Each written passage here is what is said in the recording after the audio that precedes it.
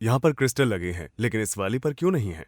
और ये solar panel आखिर काम कैसे करता है? चलो पता लगाते हैं। अब आप हमारे चैनल को सपोर्ट करने के लिए एक मग या फिर हुडी खरीद सकते हैं। लिंक नीचे दिए गए हैं।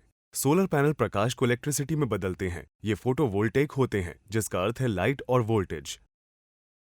ये सूरज की रोशनी और कृत्रिम रोशनी दोनों में काम करते हैं। एक छोटी सोलर सेल में अपना मल्टीमीटर सेट करें, लीड्स को जोड़ें और इसे थोड़े प्रकाश में रखें। हमें तुरंत ही वोल्टेज बनती दिखाई देगी। प्रकाश जितना तेज होगा उतनी ही ज्यादा इलेक्ट्रिसिटी उत्पन्न होगी। लेकिन क्या इसे उल्टा जा सकता है? अगर हम सोलर पैनल को बिजली की आपूर्ति से जोड़ दें तो यह इंफ्रारेड लाइट पैदा करता है। इसे इंसानी आंखों से नहीं देख सकते हैं, लेकिन अगर हम एक कैमरा लेकर उसका फिल्टर हटा दें तो हम सेल से निकलने वाली लाइट को देख सकते हैं। प्रकाश वास्तव में फोटॉन्स नाम के बहुत से पार्टिकल से बनते हैं। सोलर सेल इन फोटॉन्स को सोख लेती है।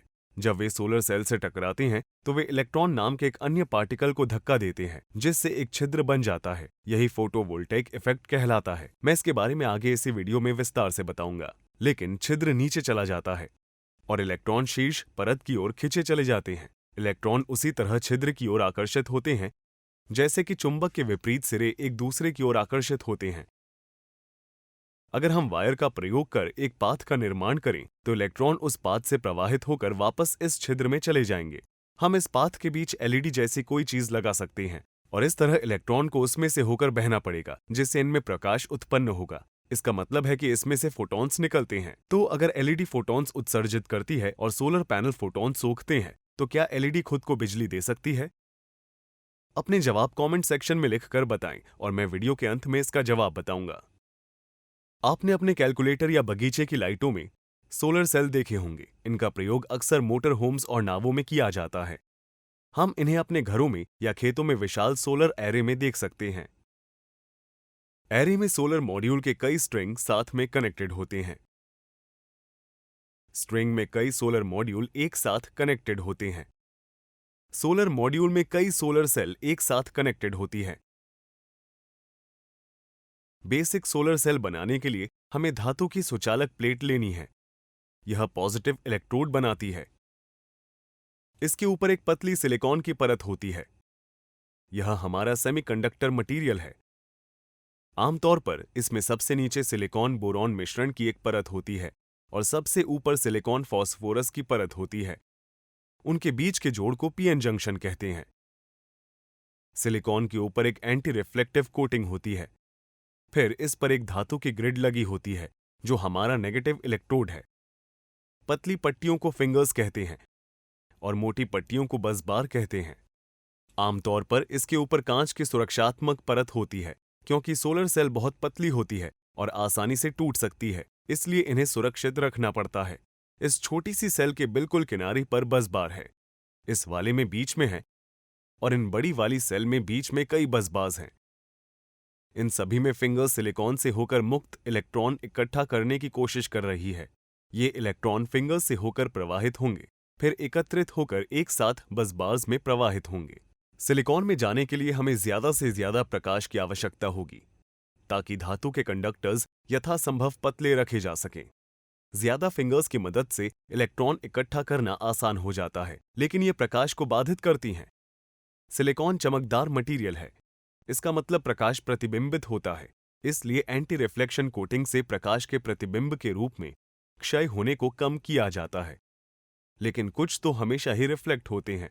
इस तरह की खुदरी सतह वाले सेल भी मिलते हैं। इससे प्रतिबिंबित होने वाला कुछ प्रकाश कैप्चर किया जा सकता है और उसे वापस सोलर सेल की ओर भेजा जा सकता है। इनमें से प्रत्येक सेल 0.5 वोल्ट्स उत्पन्न करती है, लेकिन सेल जितनी बड़ी होगी उतना ही अधिक करंट उत्पादित कर पाएगी।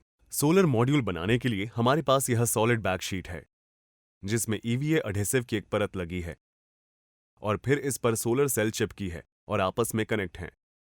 इसके ऊपर ईवीए फिल्म की एक और परत लगती है, फिर कांच की एक परत और फिर फ्रेम फिट किया जाता है। इसके पीछे इलेक्ट्रिकल कनेक्शन है जो सेल से कनेक्ट होता है। ईवीए सोलर सेल्स को ढक लेती है तथा उन्हें नमी और मैकेनिकल दबाव से बचाती है, क्योंकि इनसे समय के साथ मटेरियल खराब हो सकता है। सोलर मॉड्यूल को देखने पर आप पाएंगे कि यह एक सेल का ऊपर का हिस्सा दूसरे सेल के नीचे के हिस्से से जुड़ा है और इससे वोल्टेज बढ़ जाती है। इस यूनिट के अंदर देखें तो यहाँ दो सेल हैं, दोनों 0.5 वोल्ट्स उत्पादित करती हैं। अगर हम करीब से देखें तो हम सेल्स को ओवरलैप करते हैं और एक सीरीज कनेक्शन बनाते देख सकते हैं। सिरे पीछे से होकर गुजरते हैं जहां हम इलेक्ट्रिकल टर्मिनल देखते हैं।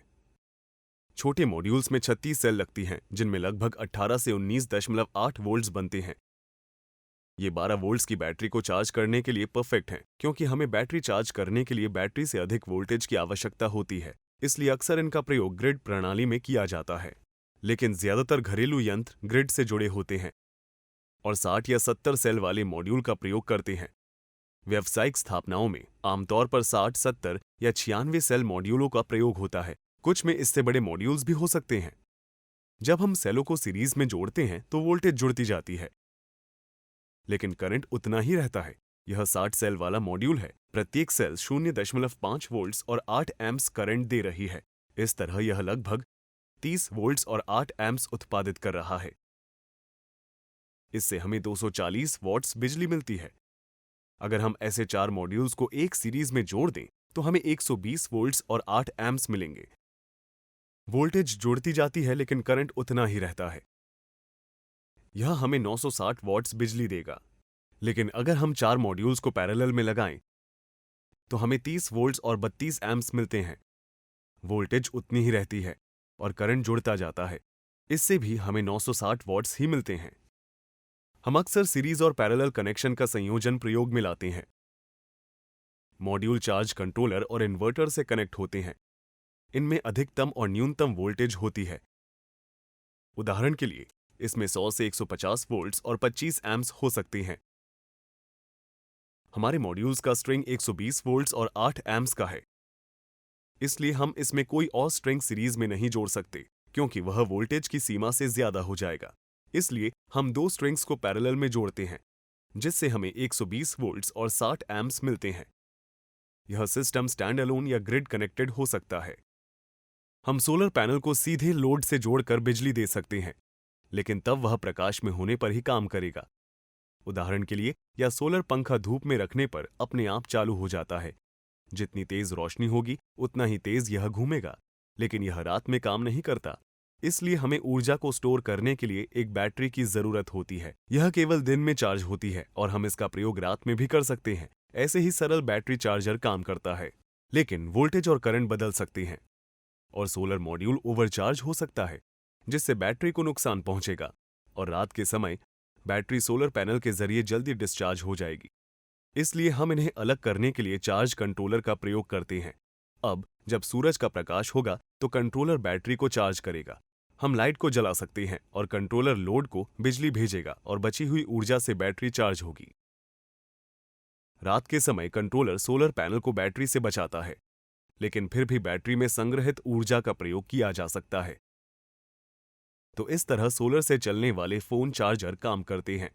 आप इस साधारण गार्डन लाइट में देख सकते हैं कि इसके अंदर बस एक सोलर सेल है, जो बेसिक चार्ज कंट्रोलर से जुड़ी है, जो एलईडी और बैटरी को अलग करता है। सोलर सेल बैटरी को चार्ज करती है और जब चार्जिंग रुक जाती है तो लाइट में बिजली जाती है। हम इस स्विच से भी लाइट को कंट्रोल कर सकते हैं। सोलर पैनल और बैटरी डीसी इलेक्ट्रिसिटी प्रदान करते हैं। अगर हम इस मल्टीमीटर को एक बैटरी से जोड़ें तो हमें एक सतत फ्लैट लाइन वोल्टेज मिलेगी। ऐसा इसलिए क्योंकि इलेक्ट्रॉन्स एक ही दिशा में बहते हैं, जैसे कि नदी का पानी एक ही दिशा में बहता है। हम इसका प्रयोग करके एक छोटी डीसी मोटर, लाइट्स और यूएसबी डिवाइसों को बिजली आपूर्ति कर सकते हैं। ये मोटर होम्स और बोर्ड्स के लिए परफेक्ट है, लेकिन हमारे कई उपकरणों में एसी इलेक्ट्रिसिटी की जरूरत होती है, जो अलग तरीके से काम करती है। अगर मैं इस पावर सॉकेट में लगाऊं तो हमें वेव पैटर्न दिखेगा। इलेक्ट्रॉन्स आगे और पीछे की ओर बह रहे हैं। यह ऑल्टरनेटिंग डायरेक्शन है, कुछ समुद्र की लहरों की तरह आगे आना और पीछे हटना। इन डिवाइसों को पावर देने के लिए हमें एक इन्वर्टर चाहिए, जो डीसी को एसी में बदल देगा। इसके अंदर बस कुछ इलेक्ट्रॉनिक स्विच हैं, जो अत्यधिक तेजी से चालू और बंद होते हैं, ताकि इलेक्ट्रॉन्स के पाथ को नियंत्रित कर सके। अधिक जानकारी के लिए आप इन्वर्टर पर हमारा विस्तृत वीडियो देख सकते हैं।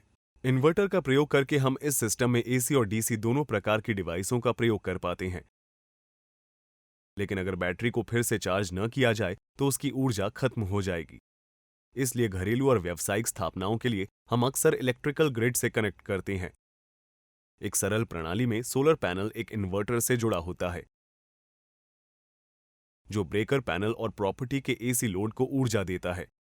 इलेक्ट्रिकल ग्रिड एक मीटर के जरिए पैनल से भी जुड़ी जाती है, इसलिए इन्वर्टर को ग्रिड के साथ भी सिंक होना पड़ता है। रात के समय कोई और ऊर्जा नहीं मिलती, इसलिए हमें ग्रिड से बिजली खरीदनी पड़ती है। खिली धूप वाले दिन पैनल हमारे घर में उपयोग होने वाले ऊर्जा से अधिक ऊर्जा पैदा करता है।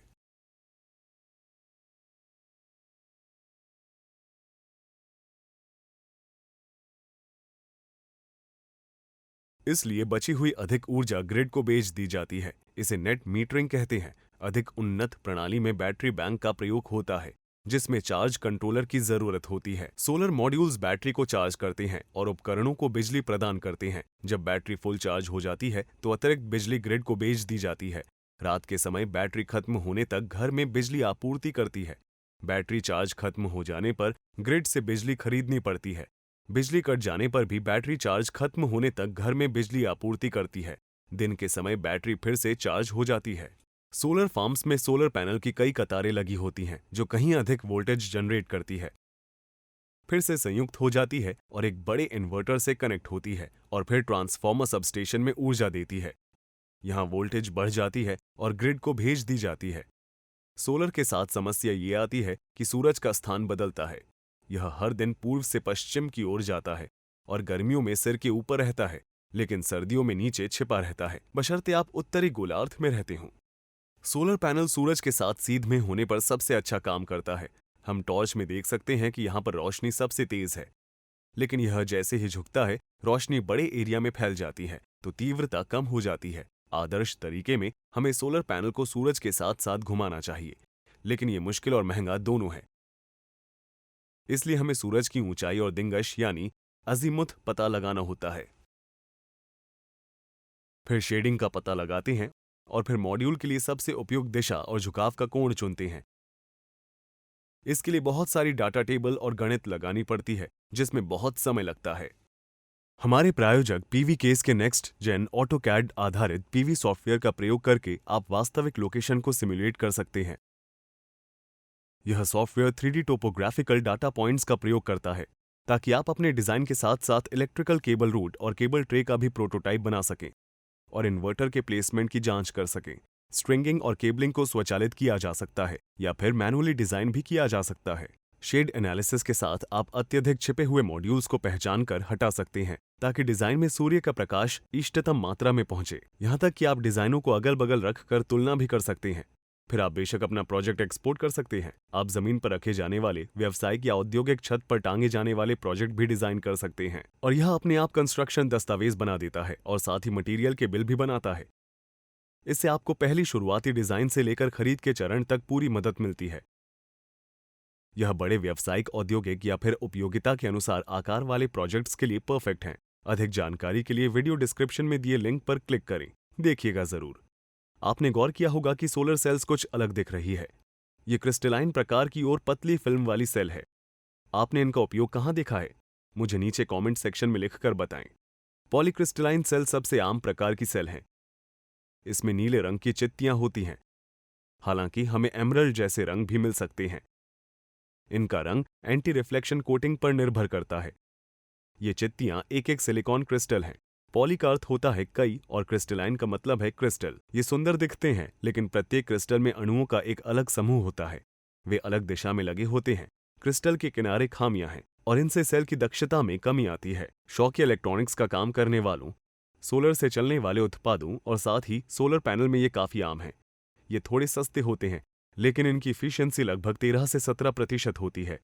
इन्हें बनाने के लिए हमें सिलिका सैंड और थोड़े से कार्बन जैसे कोयले की जरूरत होती है।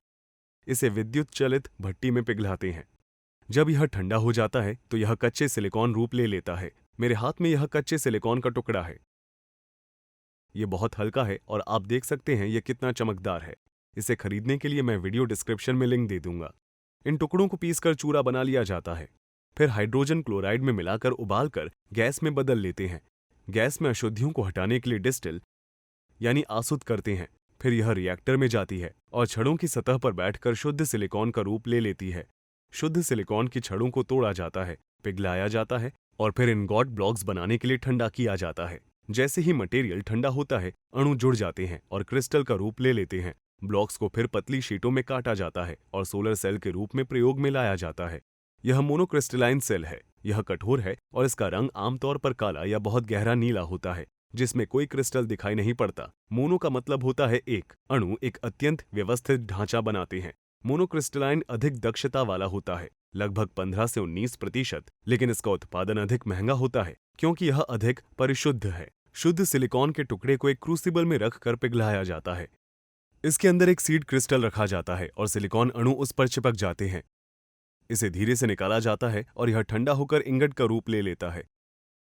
इस प्रक्रिया में अणु परफेक्ट आकार लेकर एक बड़े क्रिस्टल का रूप ले लेते हैं। फिर इस इंगट को पहले ब्लॉक में काटा जाता है और फिर पतली स्लाइस में काटा जाता है। इनसे सोलर सेल बनती हैं। हम पतली फिल्म वाला प्रकार भी ले सकते हैं। मोनोक्रिस्टलाइन वर्जन फ्लेक्सिबल होता है। पॉलीक्रिस्टलाइन वर्जन भी वैसा ही होता है। इनका प्रयोग अक्सर वैन और नावों की घुमावदार छतों पर होता है। यह कम टिकाऊ है और कम एफिशिएंट होता है। इस बगीचे की लाइट और इस कैलकुलेटर में पतली फिल्म वाले आकारहीन सिलिकॉन का प्रयोग हुआ है, जिसका रंग भूरा है। अणुओं का स्ट्रक्चर रैंडम होता है, कोई निश्चित पैटर्न नहीं होता। इनका उत्पादन बहुत सस्ता होता है, लेकिन यह केवल 5 से 8% एफिशिएंट होते हैं। जब हम दक्षता या एफिशिएंसी की बात करते हैं, हमारा तात्पर्य होता है कि सूरज की कितनी ऊर्जा इलेक्ट्रिसिटी में बदली जाती है। ऊर्जा तरंगों यानी वेव्स में यात्रा करती है। वेव्स अलग अलग आकारों की हो सकती है, बहुत छोटी पर उच्च ऊर्जा वाली गामा रेस से लेकर कम ऊर्जा वाली रेडियो वेव्स तक। लेकिन ज्यादातर उत्सर्जित ऊर्जा अल्ट्रावायलेट, विजिबल या इंफ्रारेड रीजन में होती है। दृश्य स्पेक्ट्रम वह होता है जिसे इंसानी आंखों से देखा जा सकता है। वेवलेंथ यह निर्धारित करती है कि आंखों को रोशनी का कौन सा रंग दिखेगा। अगर हम स्पेस में वेवलेंथ से एनर्जी पर एरिया को मापे तो हमें ऐसा कर्व दिखाई देगा, लेकिन समुद्र तल पर यह कुछ ऐसा दिखाई देता है, क्योंकि वातावरण ने कुछ ऊर्जा को सोख लिया है और कुछ ऊर्जा हटा दी है। याद रखिएगा, सोलर सेल के अंदर हमें एक फोटोन चाहिए जो सिलिकॉन से एक इलेक्ट्रॉन को धक्का दे सके, क्योंकि आउटर वैलेंस बैंड में इलेक्ट्रॉन को कंडक्शन बैंड में जाने और अणु से मुक्त होने के लिए केवल 1.1 इलेक्ट्रॉन वोल्ट्स की जरूरत होती है। यह 1127 नैनोमीटर्स की वेवलेंथ वाले एक फोटोन के बराबर है, जो यहां स्पेक्ट्रम पर है। इससे ज्यादा किसी भी वेवलेंथ का इस्तेमाल इस मटेरियल से इलेक्ट्रिसिटी जनरेट करने के लिए नहीं किया जा सकता, लेकिन इससे कम की सभी वेवलेंथ्स प्रयोग में लाई जा सकती है। लेकिन इन वेवलेंथ्स में आवश्यकता से अधिक ऊर्जा होती है और अतिरिक्त ऊर्जा सोलर पैनल को गर्म करने में नष्ट हो जाती है। तो केवल बची हुई 30% ऊर्जा का उपयोग वास्तव में सिलिकॉन से इलेक्ट्रिसिटी बनाने में हो पाता है। इसमें से कुछ ऊर्जा प्रतिबिंबित हो जाती है। सोलर पैनल पर धूल और गंदगी भी कुछ ऊर्जा बाधित कर देते हैं। और इसके अलावा जब सोलर सेल गर्म होती है, ऊर्जा की बर्बादी से उनकी इफिशियंसी कम हो जाती है। और फिर जब हम वो सारी ऊर्जा बना लेते हैं, तब इन्वर्टर और वायर्स से ऊर्जा को नुकसान होता है। तो यह लाल एलईडी खुद को ऊर्जा नहीं दे सकती। इसकी वेवलेंथ लगभग 705 नैनोमीटर्स है, जो 1.75 इलेक्ट्रॉन वोल्ट देती है। हमें केवल 1.1 की जरूरत है, बाकी की ऊर्जा हीट के रूप में बर्बाद हो जाएगी। लाइट जलाने के लिए हम 4 मिलीवॉट्स का उपभोग कर रहे हैं और लगभग 10% मात्र ऊर्जा इलेक्ट्रिसिटी में बदल रही है। इसलिए हमें एक एलईडी को बिजली आपूर्ति के लिए 10 एलईडी की जरूरत होगी। मैंने यहां करके देखा है और रोशनी जलाने के लिए करीब 9 एलईडी काफी होंगी। एलईडी में भी सिलिकॉन का प्रयोग होता है और डायोड्स में भी। एक सोलर सेल असल में बस एक बड़ी चपटी एलईडी होती है जो उल्टी प्रक्रिया में काम करती है। हम एक एलईडी पर प्रकाश डालें तो वह भी वोल्टेज जनरेट करेगी। एलईडी कैसे काम करती है जानने के लिए हमारा एलईडी वीडियो देखें। जब हम सिलिकॉन अणुओं को देखते हैं तो हमें 14 इलेक्ट्रॉन दिखते हैं, जिसमें से 4 सबसे बाहरी शेल में होते हैं। इसे वैलेंस शेल कहा जाता है। सिलिकॉन के अणु सबसे ज्यादा स्टेबल होते अगर 8 इलेक्ट्रॉन वैलेंस शेल में होते, लेकिन इनमें केवल 4 हैं। इसलिए स्टेबिलिटी के लिए ये आसपास के अणुओं से इलेक्ट्रॉन साझा करते हैं। मुक्त इलेक्ट्रॉन और छिद्र कहां से आते हैं? इलेक्ट्रॉन्स के लिए हम एक तरफ थोड़ा फास्फोरस जोड़ते हैं, क्योंकि उसकी आउटमोस्ट शेल में 5 इलेक्ट्रॉन्स होते हैं। इनमें से 4 शेयर किए जाएंगे और एक अतिरिक्त इलेक्ट्रॉन कहीं भी जाने के लिए मुक्त होगा। छिद्रों के लिए हम दूसरी तरफ थोड़ा बोरॉन जोड़ते हैं, क्योंकि इसकी आउटरमोस्ट शेल में सिर्फ 3 इलेक्ट्रॉन होते हैं। साझा करने के लिए पर्याप्त इलेक्ट्रॉन न होने के कारण अब एक छिद्र रह जाता है, जिसकी जगह मुक्त इलेक्ट्रॉन ले लेता है। अब हमारे पास एक परत में आवश्यकता से अधिक इलेक्ट्रॉन है, तो दूसरी परत में पर्याप्त इलेक्ट्रॉन नहीं है। ये जुड़कर पीएन जंक्शन बनाते हैं। एन का अर्थ है नेगेटिव, क्योंकि इलेक्ट्रॉन में नेगेटिव चार्ज होता है। पी का अर्थ है पॉजिटिव, क्योंकि छिद्रों को पॉजिटिव चार्ज माना जाता है। इस जंक्शन पर हमें डिप्लीशन रीजन मिलता है। कुछ इलेक्ट्रॉन पार कर दूसरी ओर चले जाते हैं, तो कुछ छिद्र भी दूसरी ओर चले जाते हैं। लेकिन इससे एक बैरियर बनता है, जिसमें कुछ क्षेत्र पॉजिटिव चार्ज और कुछ क्षेत्र नेगेटिव चार्ज वाला होता है। इससे एक इलेक्ट्रिक फील्ड बनता है, जो इलेक्ट्रॉन्स और छिद्रों को पार करने से रोकता है। और यही डिप्लीशन रीजन बनाता है, जिसमें कोई मुक्त इलेक्ट्रॉन या छिद्र नहीं होते हैं। जब सोलर सेल पर प्रकाश पड़ता है, तो फोटॉन्स एन टाइप परत में घुसकर पीएन जंक्शन तक पहुंचते हैं। अगर फोटॉन में पर्याप्त ऊर्जा होती है, तो वह इस रीजन में एक इलेक्ट्रॉन को अणु से हटा देगा। वह इलेक्ट्रॉन मुक्त हो जाएगा और छिद्र बन जाएगा। याद रखिए, डिप्लीशन रीजन में कोई मुक्त इलेक्ट्रॉन या छिद्र नहीं हो सकते। इसलिए इलेक्ट्रिक फील्ड मुक्त इलेक्ट्रॉन को एन टाइप परत में खींच लेता है। अणु इलेक्ट्रॉन साझा करते हैं, इसलिए एक इलेक्ट्रॉन पी टाइप परत से निकलकर छिद्र को भर देता है। लेकिन ऐसा होने पर एक और छिद्र बन जाता है, उसे भी शीघ्र भर दिया जाता है और छिद्र बहते हुए पी टाइप लेयर में आ जाता है। टर्मिनल पर दो मटेरियलों में बड़ी संख्या में इलेक्ट्रॉन और छिद्र बनते हैं। इससे पॉजिटिव और नेगेटिव चार्ज बनता है, उसी से वोल्टेज उत्पन्न होती है। मुक्त इलेक्ट्रॉन छिद्र की ओर आकर्षित होते हैं। इन्हें चुंबक के विपरीत सिरों की तरह समझ सकते हैं, जो एक दूसरे की ओर आकर्षित होते हैं। तो अगर हम पाथ प्रदान करें, तो सोलर सेल की दूसरी ओर जाने के लिए इलेक्ट्रॉन्स वायर से होकर प्रवाहित होंगे, जहां वे एक छिद्र में फिर से जाकर बैठ सकते हैं। सोलर सेल पर पड़ने वाला प्रकाश बहुत बड़ी संख्या में इलेक्ट्रॉनों को मुक्त कर देता है। ये सभी वायर से होकर प्रवाहित होंगे और करंट जनरेट होगा। जैसे ही प्रकाश सोलर सेल पर पड़ेगा, इलेक्ट्रॉन लगातार प्रवाहित होने लगेंगे। इस तरह हमें डीसी इलेक्ट्रिसिटी मिलेगी और इसी तरह सोलर सेल काम करती है। इंजीनियरिंग के बारे में अधिक जानने के लिए वीडियोस देखें और मैं आपसे मिलूंगा अगले लेसन में। टिकटॉक, फेसबुक, इंस्टाग्राम, लिंक्डइन और बेशक द इंजीनियरिंग माइंडसेट.com पर हमें फॉलो करना न भूलिएगा।